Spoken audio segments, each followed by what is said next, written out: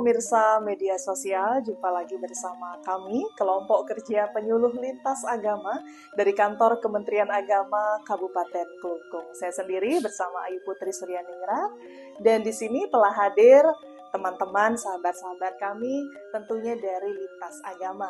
Ada Pak Wayan Ratnate dari Hindu, ada Bu Hastin dari Kristen, ada Bu Chandrawati dari Buddha, dan ada Pak Haji Agus dari Muslim.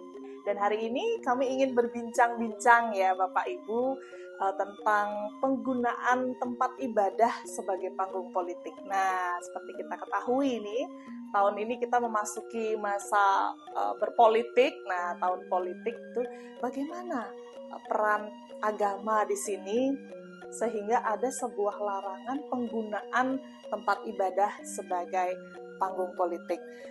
Mungkin bisa disampaikan, ada nggak pandangan dari masing-masing agama, alasan, atau mungkin ada sumber sastra yang lebih lengkap. Kita mulai dari Pak Haji Agus, mungkin dari... Assalamualaikum warahmatullahi wabarakatuh. Bapak Ibu yang saya hormati,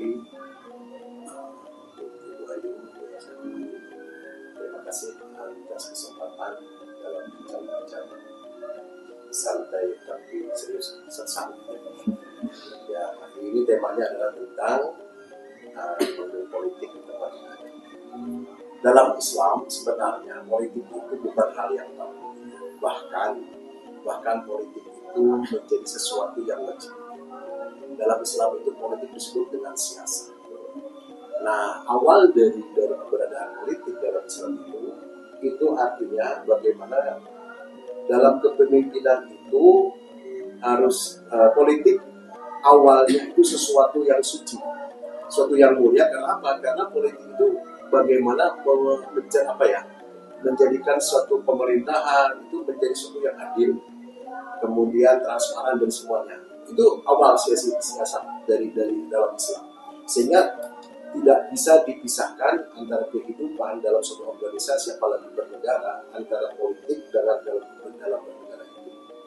Nah, kemudian dalam berjalannya sebuah waktu berjalan itu ternyata memang politik itu kemudian menjadi satu yang berubah, sehingga ada kata politik itu. Iya.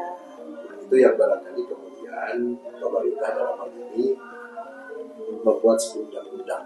Kalau tidak salah undang-undang itu dalam pasal 280 ayat 1 dalam undang-undang pemilu bahwa tidak boleh berkampanye di 3 tempat.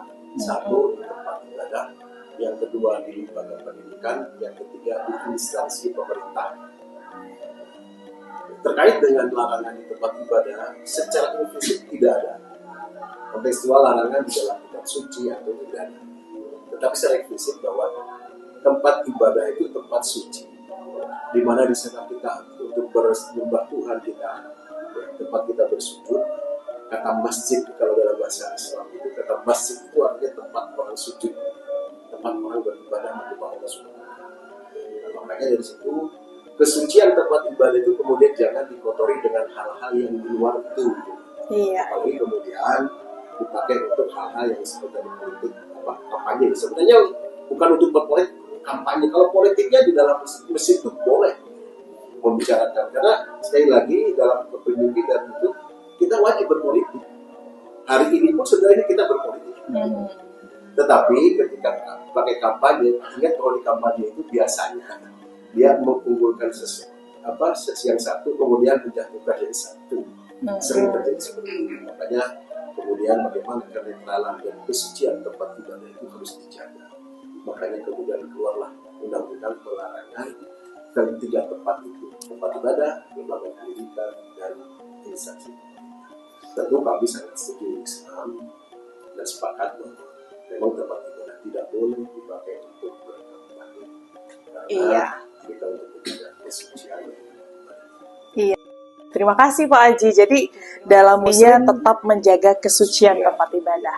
Oke, kita beralih ke Ibu Chandrawati dalam Buddha. Mungkin bagaimana? Terima kasih Bu Ayu atas kesempatan. Dalam agama Buddha kita ada mengenal namanya citas. Ajaran Buddha itu ada namanya citas. Nah, untuk berpolitik siapapun itu boleh berpolitik. Tetapi untuk kampanye di tempat kami atau di wihara itu sebaiknya Anda juga harus jangan, karena seperti apa yang katakan sama Pak Haji itu akan menimbulkan perdebatan, saling menjelekkan tentunya. Terus sedangkan kami di agama Buddha itu ada namanya cinta kasih, kasih sayang. Nah, ketika diadakan kampanye di tempat ibadah, tentunya di wihara, tentu akan menimbulkan ketidakharmonisan, akan menimbulkan perdebatan tentunya. Nah, itu tentu akan menyimpang dari ajaran kami cinta kasih. Untuk itu kami sebagai umat Buddha akan sangat melarang adanya kampanye di wihara. Tetapi kalau seandainya pasangan calon ingin puja ataupun sembah bakti ke tempat kami, dipersilakan dengan ketentuan tidak membawa massa, tapi secara pribadi. Nah, untuk itu tegaskan sekali lagi, untuk kampanye di wihara atau tempat ibadah kami akan sangat dilarang. Nah, demikian juga yang bisa saya. Iya, terima kasih Bu Chandrawati. Iya, terima Yang kasih. intinya menjaga kasih. Ya, kita beralih ke Mbak Astin dari Kristen. Mungkin bagaimana pandangan beliau? Dalam berpolitik itu sama sekali tidak dilarang. Bahkan dalam perjanjian lama, perjanjian baru itu aktif ditulis di sana ketika bangsa Israel masuk ke negara Mesir, kemudian keluar dari wilayah Mesir, kemudian masuk ke dalam tanah perjanjian, semuanya mengandung muatan politik. Dan kemudian di dalam perjanjian baru, ketika Yesus diberikan pertanyaan oleh ahli Taurat, apakah kita harus taat kepada para pemimpin negara, kemudian Yesus dan apakah kita harus membayar pajak kepada negara, Yesus pun menjawab dengan penuh kebijaksanaan bahwa coba lihat mata uang di situ ada gambar siapa? Ada gambar kaisar.